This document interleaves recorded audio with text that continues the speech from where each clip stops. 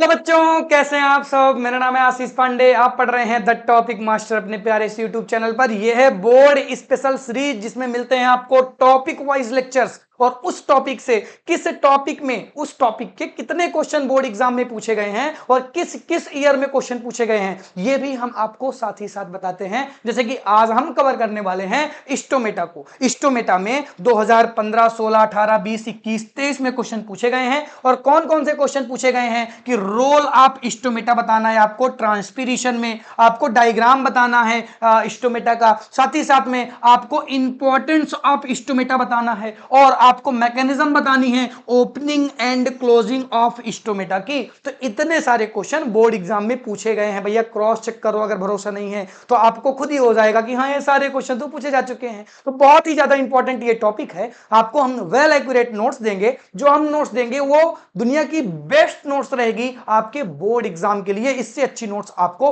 और इतनी perfect notes आपको कहीं पर यूट्यूब में तो नहीं मिलने वाली है। आइए स्टार्ट करते हैं और बढ़िया तरीके से चीजों को समझते हैं। सबसे पहले मैं आपको क्या बताऊंगा कि स्टोमेटा होते क्या हैं, थोड़ा सा इनसे इंट्रोड्यूस हो जाओ कि कहां से ये टॉपिक निकल कर आया है। देखो, अगर मैं एक प्लांट की बात करता हूं तो सबसे पहले मैं एक प्लांट बनाना चाहता हूं। ये मैंने एक प्लांट बना दिया है, ऐसे करके मैंने प्लांट बना दिया। सभी बच्चों को पता है कि कल के लेक्चर में मैंने आपको ट्रांसपीरेशन पढ़ाया है और वहां पर मैंने बताया है कि वाटर के मॉलिक्यूल्स सॉइल के थ्रू प्लांट में भेजे जाते हैं और इन प्लांट्स में ये वाटर के मॉलिक्यूल्स जाते हैं और इनका वेपोराइजेशन हो जाता है, यानी इनसे ये उड़ जाते हैं, ऐसे करके वेपर्स बन के उड़ जाते हैं। तो ये टॉपिक मैंने आपको पढ़ाया था कल के लेक्चर में जब मैं आपको ट्रांसपीरेशन डिटेल में पढ़ा रहा था। और इसी से निकल के आता है ये स्टोमेटा वाला टॉपिक। क्यों? क्योंकि ये जो वेपर्स उड़ रहे हैं ना,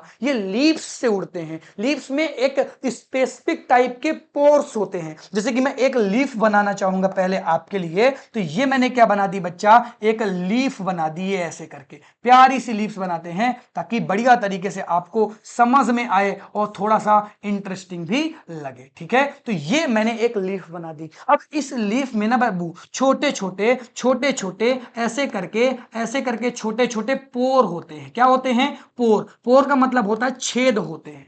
तो इन्हीं पोर को, इन्हीं स्पेसिफिक पोर्स को मैं स्टोमेटा बोलता हूं। क्या बोलता हूं? स्टोमेटा बोलता हूं। और ये स्टोमेटा एक्चुअल में जो पोर होते हैं ना, इनकी स्ट्रक्चर बड़ी ही प्यारी सी स्ट्रक्चर है। स्ट्रक्चर भी हम देखेंगे। बस मैंने अभी अभी आपको ये बताया है कि ये जो स्टोमेटा का टॉपिक है वो ट्रांसपीरेशन से ही निकल के आया है, उसी का ये सेकंड पार्ट है। बस अभी हम स्पेसिफिक वीडियो लेकर आए हैं किसके लिए? स्टोमेटा के लिए। यानी अभी हम केवल और केवल स्टोमेटा की ही बात करेंगे। कल के लेक्चर में मैंने ट्रांसपीरेशन पढ़ा दिया है, जब सभी बच्चे जाकर उस लेक्चर को बढ़िया तरीके से अटेंड कर ले। ठीक है, आ जाओ। अब मैं आगे बढ़ता हूं और मैं इनकी डिफिनेशन लिखवा देता हूं कि पहले अगर आपसे गलती से पूछ लिया गया कि व्हाट इज स्टोमेटा तो आप घबराएं ना और बढ़िया सी डिफिनेशन बोर्ड एग्जाम में लिख कर आए। मैं फिर से कहता हूं कि नोट्स में आपको बढ़िया दूंगा और बढ़िया बढ़िया नोट्स ही आपको बढ़िया नंबर दिलाएंगी। ठीक है, चलो आ जाओ। तो सबसे पहले हम बात करते हैं स्टोमेटा क्या होते हैं। तो हमने क्या कहा, जो स्टोमेटा है ना वो एक तरीके की थिन ओपनिंग है। थिन ओपनिंग है जो प्रेजेंट होती है कहां पर? लीव्स में प्रेजेंट होती है। स्टोमेटा एक तरीके की थिन ओपनिंग है जो लीव्स में प्रेजेंट होती है और इसको हम लाइट माइक्रोस्कोप के थ्रू देख भी सकते हैं, यानी कि नॉर्मल आईज से ये नहीं दिखेगी। अगर आपको स्टोमेटा को देखना है तो आपको यूज करना पड़ेगा लाइट माइक्रोस्कोप का। किसका? लाइट माइक्रोस्कोप का यूज करना पड़ेगा। तो हमने क्या कहा कि जो प्लांट्स हैं उनमें क्या प्रेजेंट होते हैं? उनमें उनमें थिन ओपनिंग प्रेजेंट होती हैं, जिन्हें हम क्या कहते हैं? जिन्हें हम स्टोमेटा कहते हैं। क्या कहते हैं बच्चा? जिन्हें हम स्टोमेटा कहते हैं। और ये स्टोमेटा आपके गैसियस एक्सचेंज के लिए और फोटोसिंथेसिस के लिए इंपॉर्टेंट रोल प्ले करते हैं। साथ ही साथ में ट्रांसपीरेशन के रेट को बढ़ा या घटा सकते हैं, उसमें भी इनका बहुत ज्यादा रोल रहता है। कैसे बढ़ाते या घटाते होंगे? अपने आप को बंद कर कर या सॉरी अपने आप को ओपन कर कर या अपने आप को बंद कर कर। मैं दोबारा से रिपीट करता हूं, ये जो आपको स्ट्रक्चर दिख रही है ना, ये वही पोर की स्ट्रक्चर है जो मैंने अभी अभी बात की थी, और इसी को मैं क्या कहता हूं, इसी को मैं क्या कहता हूं, इसी को मैं स्टोमेटा कह देता हूं। अब देखो होता क्या है, ये जो आपको पोर दिख रहा होगा यहां पर, तो स्टोमेटा के थ्रू होगा क्या, यहां से गैसियस एक्सचेंज होगा, यानी कि यहां से O2 गैस निकलेगी और यहां पर कार्बन डाइऑक्साइड गैस आ जाएगी। इसको हम गैसियस एक्सचेंज कहते हैं, और यही कार्बन डाइऑक्साइड फोटोसिंथेसिस में हेल्प करवाएगी, यानी ये गैसियस एक्सचेंज में भी हेल्प करता है और फोटोसिंथेसिस में भी हेल्प करता है। साथ ही साथ यहीं से आपका वाटर मॉलिक्यूल भी वाइब्रेट होता है, यानी वाटर मॉलिक्यूल्स यहीं से उड़ते हैं। तो ये रेट भी डिपेंड करती है ट्रांसपिरेशन की, किसके ऊपर, इनके ओपनिंग या इनके क्लोजिंग के ऊपर। ये बातें आपको बढ़िया तरीके से समझ में आ गई? किसी बच्चे को कोई प्रॉब्लम हो भैया कमेंट करो, मैं कहीं ना कहीं से आपको इसका एक्सप्लेनेशन जरूर दूंगा। तो अगर बातें समझ में आ रही हो तब भी कमेंट कर देना कि हाँ सर बढ़िया तरीके से ये चीजें समझ में आ गई होंगी। मैं फिर से रिपीट करता हूं एक बार और कि हाँ आपको बढ़िया तरीके से समझ में आ जाए। स्टोमेटा क्या होते हैं बच्चों? स्टोमेटा थिन ओपनिंग है जो प्रेजेंट होती है लीव्स में, लाइट माइक्रोस्कोप के थ्रू देखी जा सकती है, और इसी पोर के थ्रू गैसियस एक्सचेंज होता है, फोटोसिंथेसिस में भी हेल्प प्ले करते हैं, और साथ ही साथ में ये ट्रांसपिरेशन की रेट को भी बढ़ाया घटा सकते हैं। कैसे? अपने को ओपन कर कर या अपने को क्लोज करके। ये बातें समझ में आ गई? अरे आई कि नहीं? चलो फिर आ जाओ आगे बढ़ते हैं और बढ़िया बढ़िया चीजों को समझते हैं। अब हम देखेंगे कि स्टोमेटा का डायग्राम कैसे बनाएं। तो वैसे मेरे पास बना बनाया डायग्राम है, लेकिन पहले मैं आपको तो सिखा दूं कि डायग्राम बनाते कैसे हैं इसका। तो आपको डायग्राम बनाना आना चाहिए, ठीक है? आपको डायग्राम बनाना इसका आना चाहिए। आ जाओ, देखो डायग्राम बनाना बड़ा आसान, डायग्राम बनाना इसका बहुत ही ज्यादा आसान है। आपको पहले ऐसा सर्कल बनाना है, ये मैंने एक सर्कल बना दिया। दूसरा सर्कल भी आपको इसके बगल में बनाना है, ये मैंने इसका दूसरा सर्कल बना दिया। बताओ यहां तक कोई प्रॉब्लम? ठीक है, किसी को कोई प्रॉब्लम नहीं होगी। अब इसके बाद इसमें ऐसे कर दो, ऐसे कर दो। ये कुछ लाइनें आपको, ये ऐसा नहीं कि फिक्स इतनी ही लाइनें खींचनी है, जैसे भी आपकी इच्छा हो। ये कुछ लाइनें आपको ऐसे लाइनें आपको ड्रॉ कर देनी है, और लाइनें ड्रॉ करने के बाद आपको यूं करके एक एक बिंदी यहां पे रख देनी है। यानी कहने का मतलब ये है कि न्यूक्लियस बना देना है सेल का, ठीक है? चलो आ जाओ। देखो अब हमें क्या करना है, इसको यहां से पकड़ना है और इसको यूं करके ऐसे कर देना है, और इसको यहां से अच्छी तरीके से पकड़ के, इसको अच्छे से पकड़ के ऐसे करके ये कर देना है, ये करके ये कर दिया हमने, ठीक है? फिर इसके बाद क्या करना है, इसके बाद आपको कुछ ऐसी चीजें भी बनानी है, जैसे इनको क्लोरोप्लास्ट बोलते हैं। ये क्लोरोप्लास्ट होती हैं, ये क्लोरोप्लास्ट हैं, ये भी क्लोरोप्लास्ट हैं, ये भी क्लोरोप्लास्ट हैं, ये भी क्लोरोप्लास्ट हैं। और एक न्यूक्लियस आपको बना देना है, ऊपर की तरफ एक न्यूक्लियस आपको बना देना है। इस सेल का भी न्यूक्लियस हो गए, इनके तो न्यूक्लियस हमने यहां पे बना दिए थे, इनके तो न्यूक्लियस ये हमने यहां पे बना ही दिए थे, बट हमने उसका भी न्यूक्लियस बना दिया। अब देखो क्या ये डायग्राम बनाने में आपको समय लगा? क्या बहुत ही कम समय लगा, और हमने एक स्टोमेटा का डायग्राम बना दिया है जो अभी ओपन है, जो अभी ओपन है। सर कैसे पता चलेगा ओपन है? ये जो जगह आपको दिख रही है ना, ये जो आपको जगह दिख रही है, ये इस बात को बता रहा है कि ये क्या है, ओपन है। अब देखो इनकी सेल्स होती हैं, इसको जो हम नाम दे देते हैं, सेल्स का नाम तो जरूर दे दें। देखो ये जो होती हैं ये तो चलो ठीक है, इनका नाम नहीं पूछा जाता है, वैसे इन्हें हम एपिडर्मिस बोलते हैं। लेकिन देखो हमें नाम किसका याद रखना है, हमें इसको हम प्रोटेक्टिव लेयर भी बोलते हैं, या इसको हम प्रोटेक्टिव सेल भी बोलते हैं, या इसे हम गार्ड सेल भी बोलते हैं, इसे हम गार्ड सेल भी बोलते हैं। ये जो हमने बनाए हैं ये क्या है, ये क्लोरोप्लास्ट होते हैं। क्या होते हैं? क्लोरोप्लास्ट होते हैं। और बाबू ये क्या है? न्यूक्लियस है। ये क्या बच्चों? न्यूक्लियस है। तो इस तरह से हमने डायग्राम बनाना सीखा है, बस आपको इसे क्लोज कर देना है तो आपका क्लोज वाला डायग्राम बन जाएगा। ये अभी हमने ओपन वाला डायग्राम बनाया। बताओ इजी है कि नहीं? डायग्राम बनाना इजी है क्या? आप सीख गए हैं क्या? तो आ जाओ अब हम पर्टिकुलर डायग्राम की बात कर लेते हैं। चलो आ जाओ बच्चों, इस डायग्राम को हम समझ लेते हैं, डायग्राम ऑफ स्टोमेटा। आ जाओ बढ़िया तरीके से समझना, इसमें हमने बाहर वाली लेयर नहीं बनाई। अब जैसे तुम कहोगे सर क्यों नहीं बनाया, तो बेटा बनाना हो तो आप बना भी सकते हैं, ऐसे करके आप बना दें। ये एक आउटर लेयर भी बना दें ऐसे करके, जैसे कि इसमें आउटर लेयर हमने नहीं बनाई है तो आप ऐसे करके बना सकते हैं, जो इसके बाहर वाली लेयर मैंने बनाई थी, ठीक है, ये मैंने बना दी, ऐसे करके पूरा कर दिया। अब देखो इसको हमने क्या कहा था, इसको हमने गार्ड सेल कहा था, इस चीज को हमने क्या कहा था, इसको हमने गार्ड सेल कहा था, तो ये इसकी गार्ड सेल हो गई। इसमें वैक्यूल्स होते हैं, इस वैक्यूल्स को हमने नहीं बनाया था, अगर आप भी नहीं बनाएंगे तो डजंट मैटर, ठीक है, लेकिन अगर बनाने की इच्छा हो तो जरूर बना के आइएगा। तो ये वैक्यूल्स हो गए। इसकी जो आउटर स्ट्रक्चर है, यानी कि अगर मैं बात करता हूं इसकी इस लेयर की बात करता हूं, ये जो ग्रीन पार्ट आपको दिख रहा है, तो ये इसकी सेल वॉल हो जाएगी। इसमें जो छोटे छोटे हरे हरे दिख रहे हैं ये क्लोरोप्लास्ट हो जाएंगे, ऊपर जो रेड कलर का दिख रहा है ये न्यूक्लियस हो जाएगा। एक बार दोबारा से डायग्राम देख लें, ये जो ऊपर दिख रहा है इसको हम क्या कहते हैं, इसको हम न्यूक्लियस कहते हैं। ये जो हरे वाले पार्ट दिख रहे हैं क्लोरोप्लास्ट कहते हैं। ये जो बड़ा सा पार्ट दिख रहा है, ये वाला जो पार्ट दिख रहा है, इसको हम वैक्यूल कहते हैं। इस पूरी सेल को हम क्या कहते हैं, गार्ड सेल कहते हैं। और इसकी आउटर लेयर को हम क्या कहते हैं, सेल वॉल कहते हैं। ये जो आपको स्टोमेटा दिखाया गया है, ये स्टोमेटा बेटा क्लोज है, लेकिन ये स्टोमेटा कैसा है, ये स्टोमेटा ओपन स्टोमेटा है, क्योंकि यहां पर आपको पोर दिख रहा है लेकिन यहां पर आपको पोर नहीं दिख रहा है। तो ये डायग्राम भी आप बना सकते हैं। डायग्राम बनाना बहुत ही आसान है और पूछा गया है, ऐसा नहीं कि ये क्वेश्चन बोर्ड एग्जाम में नहीं आया है। मैंने आपको दोनों तरीके बता दिए हैं, जो आपको अच्छा लगे उसको आप अब्जॉर्व कर सकते हैं। चलो आ जाओ, अब बात करते हैं, हम आगे बढ़ते हैं और सबसे मोस्ट इंपॉर्टेंट टॉपिक की बात करते हैं कि किस तरह से हमारे जो स्टोमेटा हैं वो ओपन होते होंगे और किस तरह से ये क्लोज हो जाते होंगे। आ जाओ बढ़िया तरीके से चीजों को समझते हैं। और यही टॉपिक एक कितना इंपॉर्टेंट टॉपिक है जो आपके बोर्ड एग्जाम में बहुत बार पूछा गया है। तो पहले मैं आपको इसको एक्सप्लेन करना चाहूंगा ब्लैंक पेज में। पहले मैं आपको इसे एक्सप्लेन करके बता देता हूं, ठीक है, यहीं पर एक्सप्लेन कर देता हूं, चलो आ जाओ।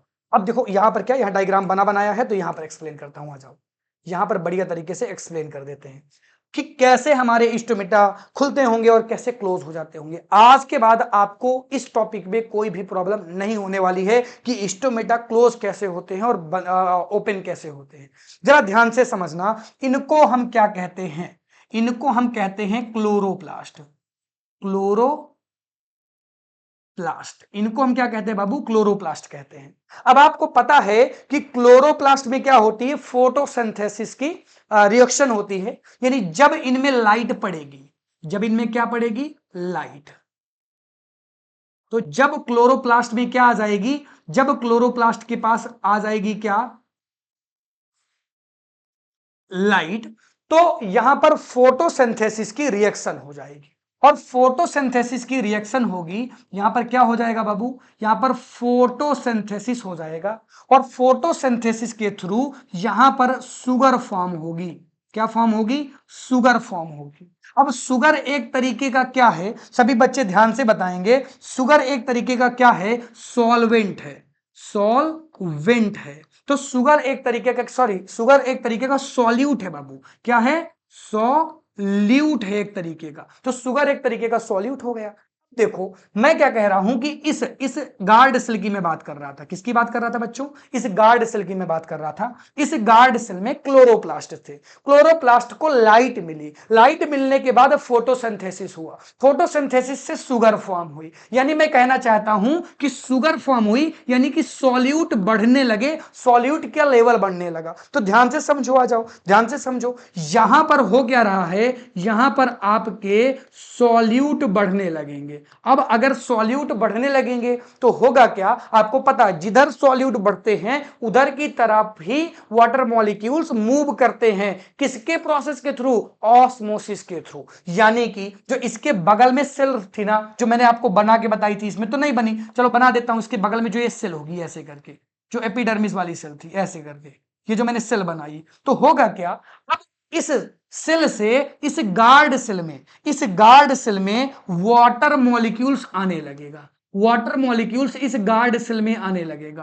तो वाटर मॉलिक्यूल्स इसके बाद क्या करेंगे, जो वाटर मॉलिक्यूल हैं, जो वाटर मॉलिक्यूल हैं ये मूव करेंगे to guard cell, guard cell में मूव करेंगे। जब ये गार्ड सेल में मूव करेंगे तो गार्ड सेल की टर्गिटी बढ़ जाएगी, यानी प्रेशर बढ़ जाएगा, और प्रेशर बढ़ जाएगा तो इसकी ये दीवारें मोटी होती हैं, ये दीवारें मोटी होती हैं, इधर से प्रेशर बढ़ेगा तो प्रेशर बढ़ने के कारण ये ओपनिंग खुल जाएगी और इस तरह से हमारे स्टोमेटा क्या हो जाएंगे, ओपन हो जाएंगे। तो स्टोमेटा क्लोज कैसे होते होंगे, अभी मैं लिखवा कर भी इन बातों को बताऊंगा। स्टोमेटा क्लोज कैसे होते होंगे, जब रात का समय आता होगा, जनरली दिन में स्टोमेटा खुले रहते हैं। जब रात का समय आता होगा, कब, जब रात का समय आता होगा तो रात के समय में फोटोसिंथेसिस नहीं हो सकता, क्योंकि लाइट नहीं होती है।